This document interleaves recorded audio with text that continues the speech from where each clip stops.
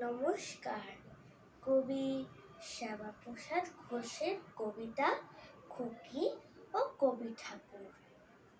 কৃষ্ণচূড়া বসে যখন পথের উপর নামে, একটা কবি চলতে চলতে হঠাৎ যেন থামে। যেই না থামা একটা খুকি জানলা খুলে দিল কি, বললে, শোনো কবি ঠাকুর, 25 তারিখ এলে তোমায় অনেক গান শোনাবো, একটু সময় পেলে। একটা একটা দিন চলে যায়, 25 তারিখ আসে। ঘুমের থেকে ভোর জাগলেই তার ছবিটা ভাসে।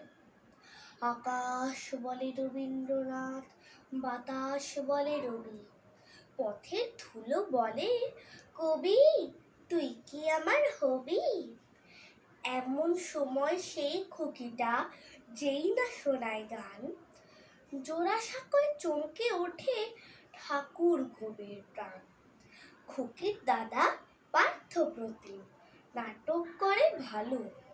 সন্ধেবেলা স্কুলের মাঠে জলে যখন আলো, অমল হয়ে সুধাকে যে বলে ফুলের কথা, খুকির চোখে ঝরে তখন ভীষণ আকুলতা।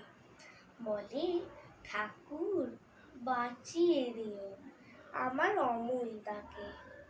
যেই না বলা কবি ঠাকুর তার হাতে হাত রাখে। নমস্কার।